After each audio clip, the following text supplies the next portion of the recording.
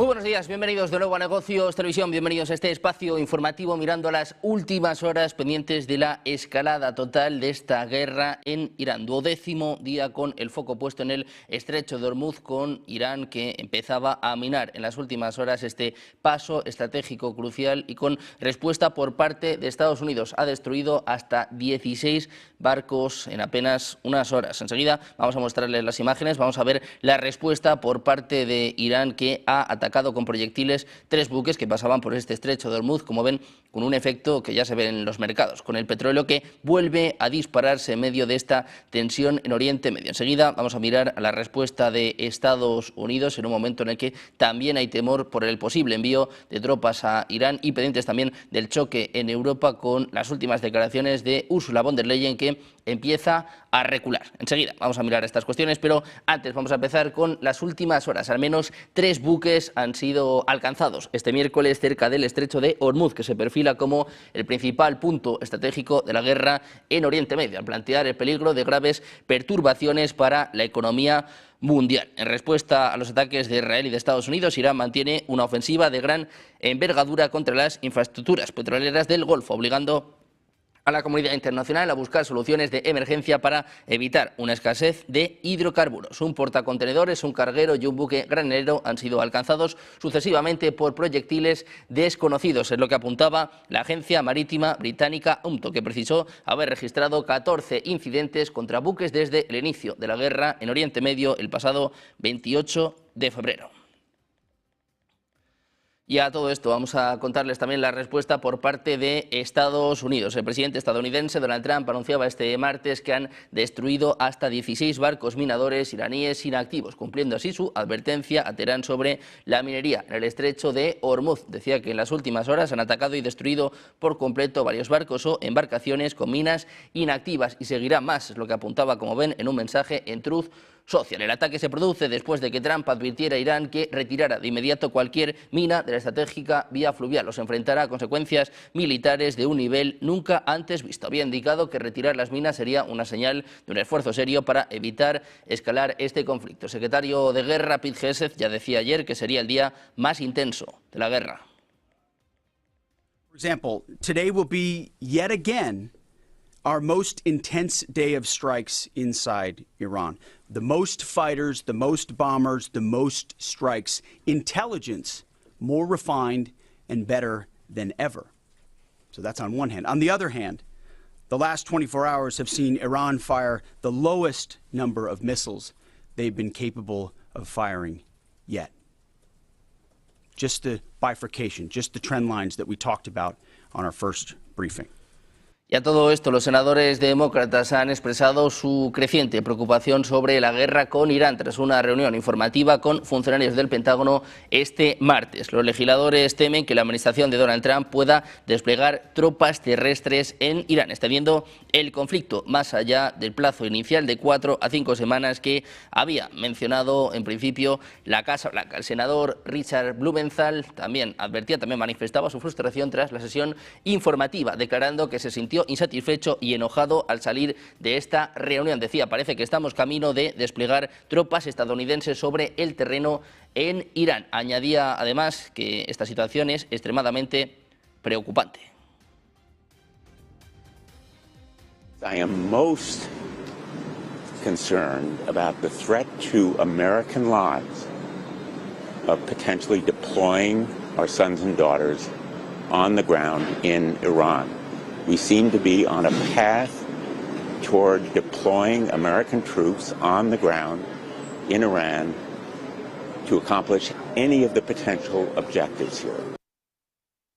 Por su parte, la senadora Tammy Duckworth, veterana de combate y una de las voces más críticas sobre la falta de un plan claro, también compartía su inquietud. Expresaba que tenía profundas preocupaciones sobre el rumbo del conflicto, especialmente debido a lo que percibe como una guerra iniciada sin un plan real. Según sus palabras, este conflicto podría prolongarse durante más de un mes y el gobierno parece estar improvisando sobre la marcha. Las críticas apuntan a la falta de objetivos claros y un cronograma definido para la guerra, a pesar de los intentos repetidos de la Casa Blanca por explicar el enfoque de la administración. La creciente tensión en el Senado refleja un profundo escepticismo sobre las decisiones de Donald Trump, mientras los demócratas exigen más claridad y un enfoque más estratégico en el manejo del conflicto con Irán. Y a todo esto, Irán mantiene un tono de desafío ante Estados Unidos. Amenaza con no dejar salir un litro de petróleo de Oriente Medio. Si continúan los ataques contra su territorio, mientras las calles del país se llenan de retratos del nuevo líder supremo, Mojtaba Khamenei, quien todavía no se ha dirigido a la nación. La Fuerza Aérea israelí continúa sus bombardeos masivos en Irán y el sur del Líbano, mientras su sistema de defensa antiaéreo se enfrenta al reto de interceptar las bombas en racimo iraníes en su territorio. El secretario del Consejo Supremo de Seguridad Nacional iraní, Ali Larijani, afirmaba este martes que el estratégico paso de Hormuz será un estrecho de paz y de prosperidad para todos, o de derrota y sufrimiento para los belicistas, en referencia a Estados Unidos. La Guardia Revolucionaria iraní ya había respondido horas antes a Trump para asegurar que si Estados Unidos e Israel continúan sus agresiones contra la población y la infraestructura iraníes, no van a permitir la exportación de un solo litro de petróleo de la región a la parte hostil y sus socios hasta nuevo aviso. Y a todo esto vamos a mirar también a la Casa Blanca. La secretaria de prensa, Karoline Leavitt, confirmaba este martes que la Marina de Estados Unidos todavía no ha escoltado ningún petrolero a través del estrecho de Hormuz, después de una publicación por parte del secretario de Energía de Estados Unidos, Chris Wright, que luego fue eliminada. Decía: puedo confirmar que la Armada de Estados Unidos no ha escoltado ningún petrolero ni buque en este momento. Decía además que es una opción que el presidente de Estados Unidos, que Donald Trump, ha dicho que va a utilizar sin duda alguna si fuera necesario en el momento apropiado. Es lo que apuntaba la propia Leavitt a los periodistas en una conferencia de prensa. Las afirmaciones de Wright sobre que un petrolero estaba siendo escoltado a través de la vía fluvial del Medio Oriente también fueron refutadas por el cuerpo de la Guardia Revolucionaria Islámica de Irán. Afirmaba que ninguno de los barcos estadounidenses se había acercado al estrecho de Hormuz durante la guerra. I was made aware of this post. I haven't had a chance to talk to the Energy Secretary about it directly. However, I know the post was taken down pretty quickly, and I can confirm that the U.S. Navy has not escorted a tanker or a vessel at this time, though, of course, that's an option the President has said he will absolutely utilize if and when necessary at the appropriate time. Y en medio de esta escalada vamos a poner el foco también en China. Vamos a contarles que desde el inicio de esta guerra, el pasado 28 de febrero, Irán ha enviado cerca de 12 millones de barriles de petróleo a Pekín. Es lo que apuntan informes recientes. Lo que llama la atención es que muchos de los petroleros involucrados apagaron sus sistemas de rastreo, lo que ha dificultado su seguimiento y ha generado preocupación sobre la opacidad de estas transacciones. Este envío se produce en medio de la creciente tensión en el estrecho de Hormuz, la vía fluvial que Irán ha amenazado con bloquear permanentemente en respuesta a los ataques de Estados Unidos e Israel. Aunque la situación geopolítica es volátil, Irán ha logrado mantener las exportaciones a China, uno de sus principales socios comerciales, de forma discreta, asegurando que su petróleo sigue fluyendo a pesar de las sanciones y los conflictos bélicos. El uso de técnicas como la desactivación de los sistemas de rastreo de los barcos ha permitido a Irán eludir las sanciones internacionales y continuar sus exportaciones sin un control exhaustivo por parte de las potencias occidentales. Este tipo de operaciones subraya cómo Irán, a pesar de las presiones internacionales, sigue encontrando formas de preservar su economía energética durante el conflicto. La situación en el Golfo Pérsico sigue siendo tensa y el envío de petróleo a China podría tener implicaciones a largo plazo para el mercado global de energía, sobre todo si se intensifica el bloqueo de rutas comerciales clave. También vamos a mirar al G7, y es que los países del G7 aseguraban este martes que están listos para actuar de forma urgente en el momento necesario y con todas las herramientas posibles para estabilizar los precios del petróleo tras la crisis provocada por los bombardeos a Irán. Es lo que aseguraba el ministro francés de Economía, Roland Lescure. Agregaba que habrá una reunión de los países miembros de la Agencia Internacional de la Energía para tener los datos precisos de la situación para facilitar a los gobiernos la toma de decisiones.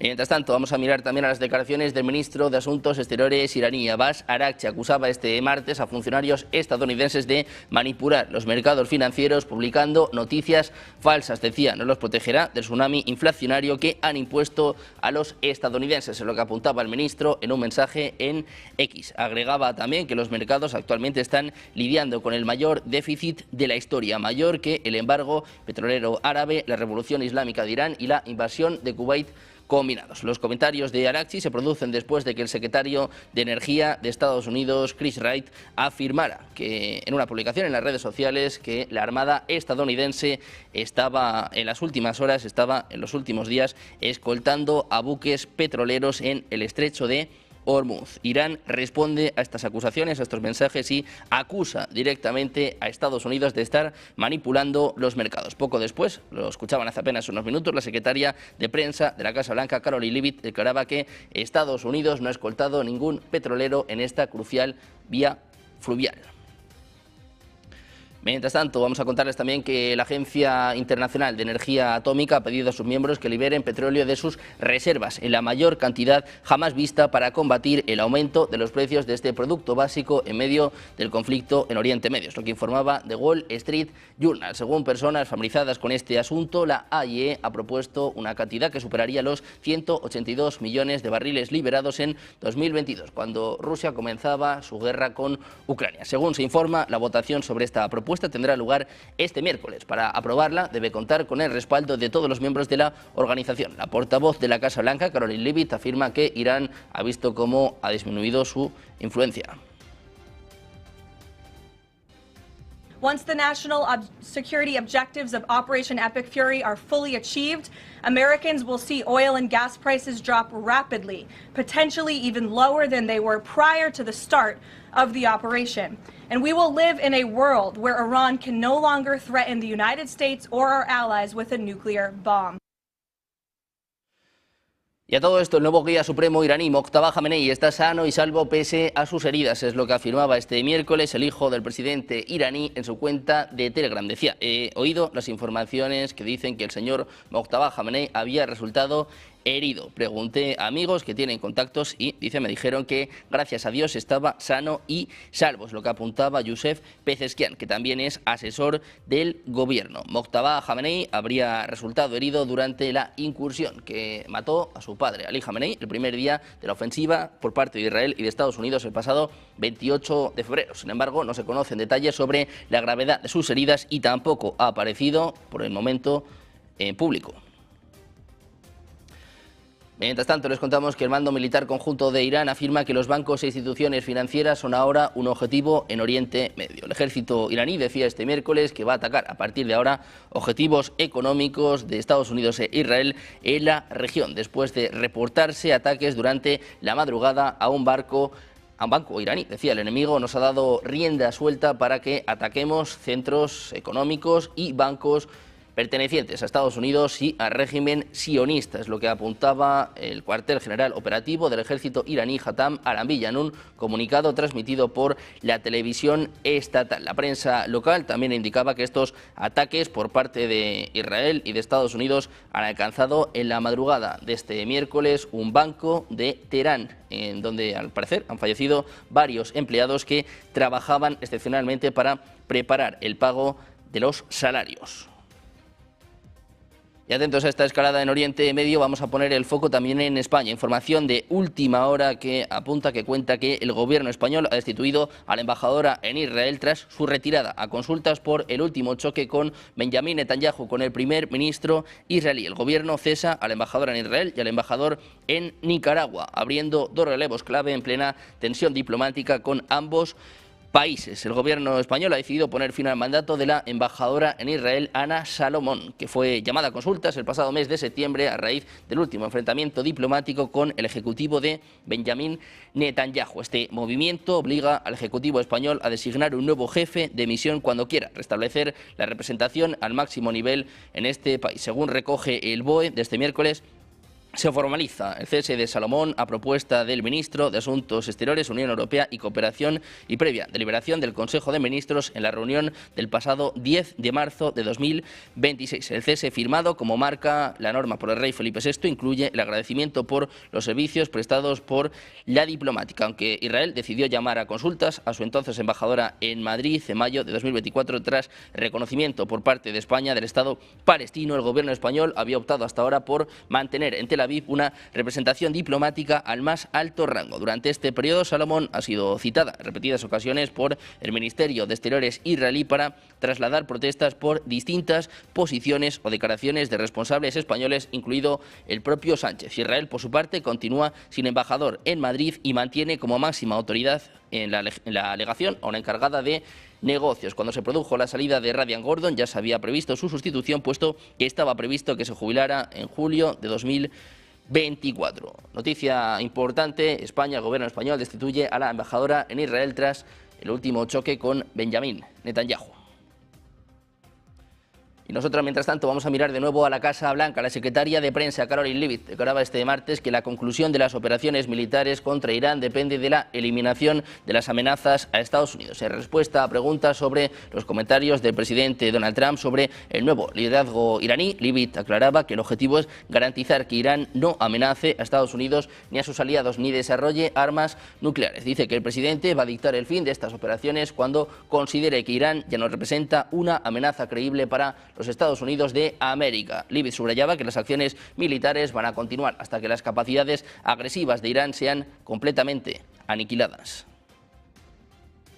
Well, when President Trump says that Iran is in a place of unconditional surrender, he's not claiming the Iranian regime is going to come out and say that themselves. What the president means is that Iran's threats will no longer be backed by a ballistic missile arsenal that protects them from building a nuclear bomb in their country. I could make an empty threat, but if I have no actions to back it up, then it's an empty threat. And so President Trump will determine when Iran is in a place of unconditional surrender, when they no longer pose a credible and direct threat to the United States of America and our allies. The trend is clear. U.S. combat capabilities are increasing and growing more lethal and dominant by the day, while the Iranian terrorist regime's ability to respond has rapidly declined. Now, the U.S. military is moving to dismantle Iran's missile production infrastructure.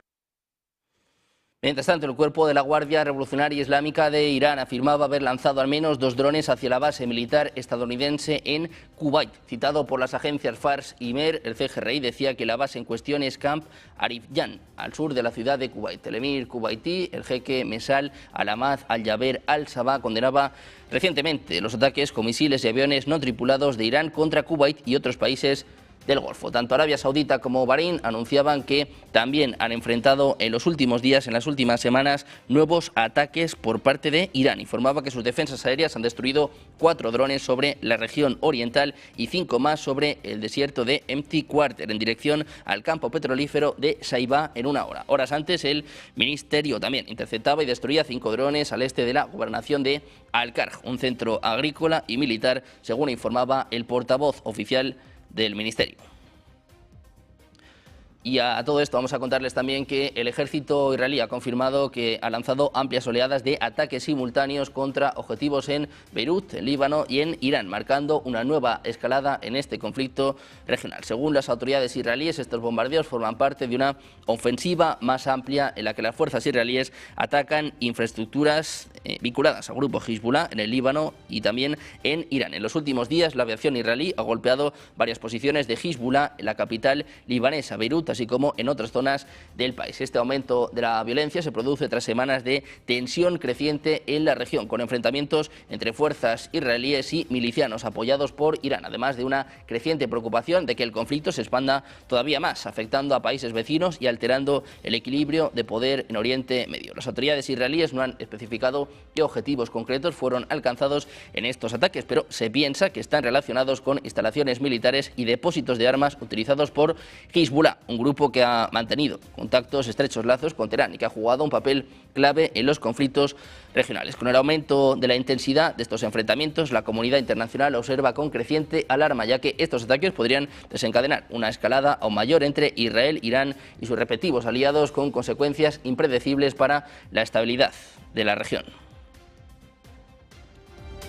Vamos a mirar en este sentido a las palabras del ministro de Exteriores israelí. Gideon Sa'ar afirmaba este martes que su país no busca una guerra interminable con Irán y que esta acabará cuando, a su debido tiempo, consulte con Estados Unidos el momento preciso, el momento para poder poner fin a esta guerra. En concreto, después de visitar al ministro de Exteriores alemán, después de visitar a Badepul, decía el propio Sar que se han conseguido grandes logros ya dañando el programa nuclear iraní, su sistema de misiles y objetivos del régimen de los ayatolás, pero no ha concretado por cuánto tiempo va a seguir la ofensiva.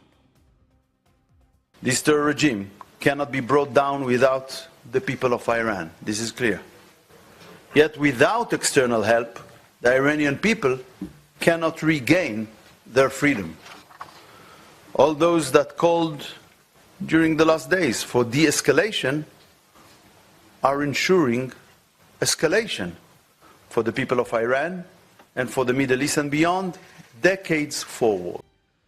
También miramos a Europa. La presidenta de la Comisión Europea, Ursula von der Leyen, afirmaba este miércoles ante el Pleno del Parlamento Europeo que la Unión Europea siempre va a defender los principios fundamentales establecidos en la Carta de las Naciones Unidas y el derecho internacional. Esta declaración llega 2 días después de que, en un discurso ante el cuerpo diplomático europeo, la propia von der Leyen indicara que el bloque ya no puede confiar plenamente en un sistema internacional basado en reglas para proteger sus intereses y garantizar la seguridad frente a las crecientes amenazas globales. El discurso en el Parlamento Europeo refleja el enfoque de la Unión Europea ante el entorno geopolítico cada vez más complejo, marcado por desafíos internacionales, tensiones comerciales y crisis militares en distintas partes del mundo. En este sentido, la presidenta de la Comisión Europea ha tenido que recular también ante la amenaza de una posible moción de censura. En este discurso, también en esta postura, también se habla de la influencia que tienen las potencias, tanto Estados Unidos como China, como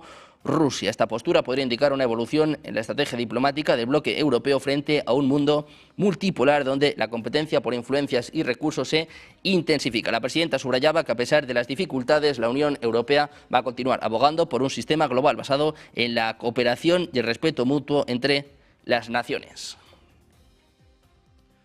Mensaje polémico por parte de Ursula von der Leyen, que ya tiene respuesta por parte del presidente del gobierno español, Pedro Sánchez, al que escuchaban hace apenas unos minutos. Estaba respondiendo en una entrevista a las recientes palabras de la presidenta de la Comisión Europea, Ursula von der Leyen. Dice que el mundo está cambiando, pero que los valores de la Unión Europea no deberían cambiar. Es lo que apuntaba en respuesta a las declaraciones de la dirigente, quien ponía en duda la vigencia del orden internacional basado en reglas para hacer frente a las complejas amenazas que enfrenta Europa. Decía Sánchez que el mundo de ayer es el mundo sin reglas, es lo que insistía, asegurando que el dilema no es un viejo orden versus un nuevo orden, sino que es un orden internacional versus el desorden internacional. Y esto último dice que es lo que nos está llevando a 2 grandes guerras mundiales. En esta línea abogaba por renovar el sistema internacional para hacerlo mucho más representativo de lo que es el mundo en el siglo XXI, pero no darlo por muerto. Además, el propio Sánchez instaba a remar por un multilateralismo renovado y acabar con el derecho de veto en las Naciones Unidas, una potestad reservada actualmente a China, Estados Unidos, Francia, Reino Unido y Rusia. Se trata de una petición que el propio Sánchez ya realizó ante el Consejo de Seguridad de la ONU en 2024 y que repite ahora debido a la inestabilidad que algunos de sus miembros permanentes están trayendo al mundo. Nos identificamos plenamente con las palabras de Antonio Costa, el presidente del Consejo, que ha indicado que Europa tiene que defender el orden internacional, porque la alternativa al orden internacional es el desorden, es el no orden. No hay una oposición entre un antiguo orden y un nuevo orden que lo sustituiría. O el orden internacional que establece las relaciones virtuosas entre Estados o el desorden. Y uno tiene que optar o el derecho o lo que es la alternativa, que es la fuerza. O la paz y las relaciones pacíficas entre Estados o el uso de la guerra como instrumento de política exterior. Y España, vamos a pasar a Italia. La primera ministra italiana, Giorgia Meloni, ha condenado el ataque estadounidense a una escuela donde fallecieron más de 160 personas en Irán. Aseguraba que va a coordinar con sus socios europeos una respuesta común. Decía Meloni, no estamos en guerra y no queremos entrar a una. Es lo que apuntaba en la sede parlamentaria, diciendo que en nombre del gobierno expresa su más firme condena por la masacre de niñas en la escuela de Minab, en el sur de Irán. Es lo que apuntaba la líder italiana en el Senado. Ofrecía su solidaridad a las las familias de las jóvenes víctimas y dijo que quería que se determine rápidamente la responsabilidad de esta tragedia. Giorgia Meloni también hablaba sobre el choque entre España y Estados Unidos, el problema, el lío en torno a las bases militares en España. Fare chiarezza ancora una volta sul tema delle basi militari. Mi pare che tutti i partner europei si stiano attenendo a quello che prevedono i loro accordi in questa materia. Anche il governo spagnolo, di cui tanto si parla, ha detto tramite il suo portavoce che esiste un accordo bilaterale tra Spagna e Stati Uniti e al di fuori di quell'accordo non ci sarà alcun utilizzo delle basi spagnole. Il che significa che l'accordo non viene messo in discussione e che non vengono messe in discussione tutte le attività che rientrano nell'accordo. È quello che sta facendo anche l'Italia e francamente stupisce che questa scelta venga condannata in patria e esaltata in Spagna dalle stesse identiche persone. También vamos a mirar a Rusia para contarles que el Comité Legislativo del gobierno ruso ha aprobado recientemente enmiendas que otorgan mayores poderes al presidente Vladimir Putin para desplegar tropas fuera del país. Según el documento aprobado, Putin podrá utilizar unidades de las Fuerzas Armadas de Rusia de manera extraterritorial con el objetivo de proteger a los ciudadanos rusos en el extranjero, especialmente en casos de arresto, detención o procesamiento penal. Esta nueva normativa amplía significativamente la autoridad del presidente para actuar fuera de las fronteras rusas, lo que podría dar lugar a intervenciones militares rusas en el extranjero bajo el pretexto de la protección de los ciudadanos. Este cambio legislativo ha generado preocupación en concreto, sobre todo en algunos círculos internacionales, ya que podría facilitar que Rusia justifique el uso de la fuerza militar en diversas situaciones fuera de su territorio. El uso extraterritorial de las tropas podría implicar una mayor intervención en zonas de conflicto y en países donde Rusia tiene intereses estratégicos. La aprobación de esta medida también se produce en un contexto de creciente tensión geopolítica entre Rusia y varios países occidentales. Podría tener implicaciones significativas para la seguridad y estabilidad global. Mientras tanto, vamos a mirar también al presidente ucraniano. Vamos a contarles que Volodymyr Zelensky decía este martes que el presidente turco Recep Tayyip Erdogan le informó durante una llamada telefónica que Turquía está dispuesta a albergar la próxima ronda de conversaciones de paz entre Rusia, Ucrania y Estados Unidos. En un mensaje en las redes sociales, Zelensky agradecía a Erdogan por apoyar la soberanía y la integridad territorial de Ucrania. También revelaba que Washington había pospuesto la nueva ronda de negociaciones para la próxima semana. Además, ambos líderes han abordado la situación en Oriente Medio, que se ha intensificado hasta convertirse en un conflicto más amplio tras los ataques de Estados Unidos e Israel contra Irán. Decía, estamos dispuestos a compartir nuestra experiencia para prevenir la expansión de la guerra y proteger vidas, es lo que apuntaba el propio Zelensky, añadiendo que Ucrania había enviado expertos en defensa aérea a los Emiratos Árabes Unidos, Qatar y Arabia Saudí. También les vamos a contar que Ucrania recibirá el apoyo financiero de los países de la Unión Europea, incluso si Hungría y Eslovaquia continúan bloqueando el préstamo planeado de 90.000 millones de euros, en lo que informaba Político, citando a diplomáticos de la Unión Europea familiarizados con estas discusiones. Los líderes se van a reunir en Bruselas la próxima semana para presionar al primer ministro húngaro Viktor Orbán y al primer ministro eslovaco Robert Fico para que aprueben este paquete, que está diseñado para cubrir 2/3 de las necesidades de financiación de Ucrania hasta 2027. Si se niegan, los estados nórdicos y bálticos se están preparando préstamos bilaterales por un valor de unos 30.000 millones para mantener a Kiev. En este sentido, también se informa de que el ministro de Finanzas holandés ha informado por separado a sus colegas que su gobierno ha dispuesto 3.500 millones en apoyo bilateral hasta 2029. 4 personas al tanto con las finanzas de Ucrania también decían que el país debería seguir siendo solvente hasta principios de mayo, lo que reduce los temores de un déficit en marzo. Con el foco puesto en Ucrania, mirando sobre todo esta máxima tensión en Irán, después de que les contáramos que 3 proyectiles han alcanzado 3 cargueros, 3 buques que pasaban por el estrecho de Hormuz, disparando de nuevo las tensiones en el petróleo. Vamos a repasar precisamente el petróleo, vamos a ver el impacto que tiene en los mercados, como siempre con nuestra compañera Valeria Gómez. ¿Qué tal, Valeria? Buenos días. ¿Qué tal, Sergio? Buenos días. Pues sí, ayer estábamos muy pendientes también del precio del petróleo porque veíamos una fotografía totalmente distinta. Bajaba el precio y ahora estábamos viendo que aunque el barril de Brent momento hoy estaba por encima de los $93, ha llegado a subir más de un 4%, ahora parece que disminuye, sube un 2,52% y rebaja su precio a los $90,89. Ahora mismo marca el barril de referencia. También el West Texas americano, que sale de esas subidas para caer un 0,05%, 0,12 en estos momentos, hasta los $84,74 el barril. Todo ello en medio de esta tensión que continúa en Oriente Medio y que, bueno, pues mucha especulación está haciendo mover el precio del petróleo, aunque por parte de Estados Unidos Donald Trump decía que no le importaba la subida del precio de la gasolina porque sería algo puntual. Veremos esa rebaja en el precio más adelante. También vemos cómo las principales plazas europeas hoy, bueno, pues profundizaban esas caídas en bolsa, tratando de salvar los muebles del IBEX 35. Hoy parece que estábamos viendo, vamos a repasar las principales plazas europeas en estos momentos. IBEX 35 tenemos bueno, pues en estos momentos cayendo un 0,28% hasta los 17.396 puntos. DAX alemán, que también cae más de un 0,80% en estos momentos, 23.776, y en definitiva vemos el resto de las plazas europeas cayendo. K40 parisino, FTSE 100 de Estados Unidos, FTSE 100 londinense y el MIPTEL de Milán, que también retrocede un 0,74%. Pero hoy los recortes más profundos en las principales plazas europeas van a estar también puestos el foco, sobre todo en los futuros de Estados Unidos. Hoy vamos a conocer el dato de IPC y que, bueno, todo apunta a que se mantenga según en línea la previsión del 2,4%, ese también dato anterior que vivimos durante el mes pasado, y es que fíjense, ahora mismo apunta a terreno negativo el Standard & Poor's 500, 0,13% abajo, Nasdaq 100 que también retrocede y el Dow Jones de Industriales, que recuerden, venimos de caídas de más de 1.000 puntos, ayer sí que se recuperaba el cierre y hoy vuelve a caer un 0,06% hasta los 47.693. Los futuros de Estados Unidos, que ya esperan ansiosos al dato de IPC que conoceremos hoy a la 1:30 de la tarde. Sergio, vamos a estar haciendo el especial aquí en Negocios Televisión, como siempre, y revelaremos cuál es ese dato que también, bueno, pues guía o cambiará la hoja de ruta de la Reserva Federal.